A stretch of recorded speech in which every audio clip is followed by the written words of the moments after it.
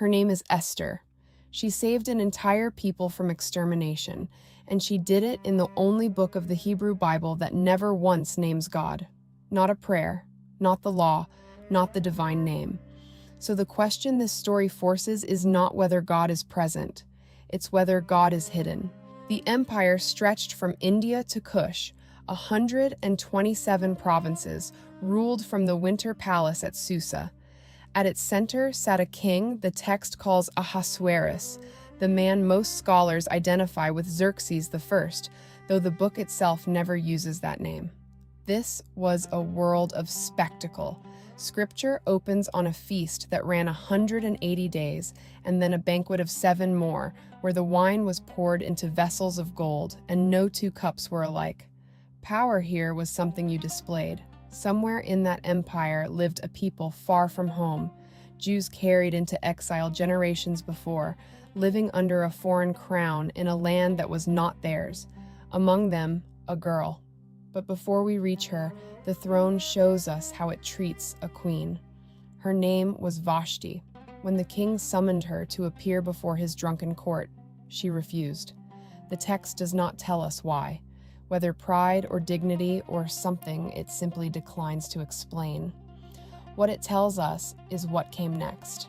She was stripped of her crown by decree, so that every husband in the empire would rule his own house. A queen could be erased in an afternoon. Remember that. Esther will. The search for a new queen swept young women into the palace from every province.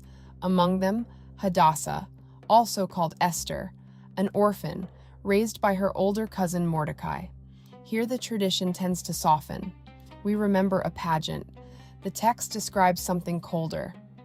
Each young woman was given 12 months of preparation, then went to the king at evening and returned in the morning to a second house, the house of the concubines, not to be called again unless the king desired her and summoned her by name. Esther did not audition. She was taken, a girl of a conquered people, brought into the bed of the empire that conquered them. And Mordecai gave her one instruction: tell no one who your people are. So she hid her Jewishness, her own name for herself, the thing that could get her killed, behind the face of a Persian queen.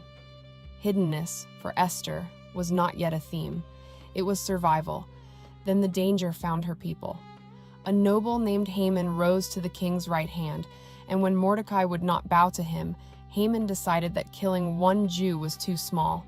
He cast lots, the word is, to choose a day, and bought from the king a decree, written in every language of the empire, on the 13th of Adar, destroy, kill, and annihilate every Jew, young and old, women and children, in a single day. The law was sealed, and the only person positioned to stop it was a queen no one knew was a Jew, a woman whose survival until this moment had depended on staying hidden. When word reached Esther, she sent back the obvious truth: no one approaches the king unsummoned. To enter that inner court uninvited was death, unless the king extended his golden scepter and spared you, and she had not been called in 30 days. Mordecai's answer is the hinge of the whole book. Do not imagine, he told her, that you alone will escape inside the palace when the rest are dying. Relief will come from somewhere. But who knows whether you have come to the kingdom for such a time as this? He does not say God. The book never lets him. He says who knows, and leaves the sentence pointing at something he will not name. A hand, perhaps, behind the timing. Perhaps only chance. The text refuses to tell us which. Esther chose. She called her people to fast 3 days and sent back 7 words that have outlived the empire that threatened her. If I perish, I perish. The girl who had survived by hiding would now walk, uninvited, into the open, and learn whether the crown that could erase a queen in an afternoon would erase her too. She lived. The king extended the scepter, and then Esther did something stranger than pleading. She waited.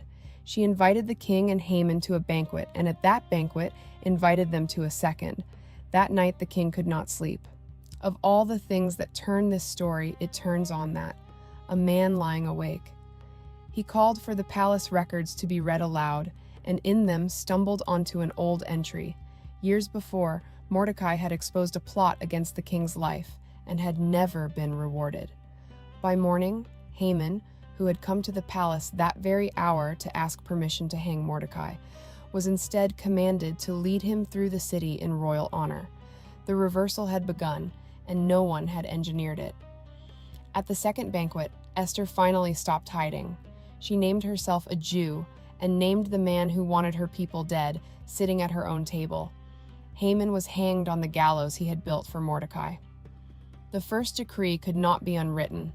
Persian law did not bend, even for the king. So a second was sent. The Jews could defend themselves, and on the day meant for their destruction, they stood and lived. That deliverance became a feast, Purim, named for Haman's pur, the lot he had cast to choose the day they would die. They took the enemy's word for the day and made it mean the opposite. Read it once, and it's a court drama. Luck and nerve and good timing. Read it again and notice what the timing does. A king's insomnia on the one night it mattered. A lot cast for a date 11 months away, leaving just enough room to act.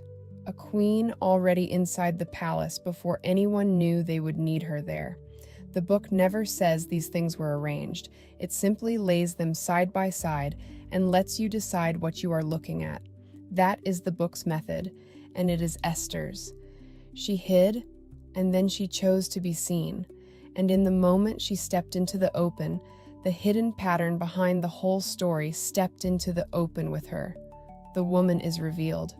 The hand, if there is one, stays just behind the frame. Even her name plays the game.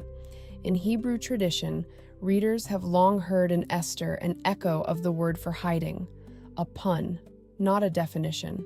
The name most likely comes from Persian and means something nearer to star. Her Hebrew name, Hadassah, means myrtle. But the wordplay stayed because it tells the truth about the book. A hidden woman, a hidden God, a name that hides. The only book in Scripture that never says the word God is the one where an entire people is saved. And it is saved because a woman decided to stop hiding who she was.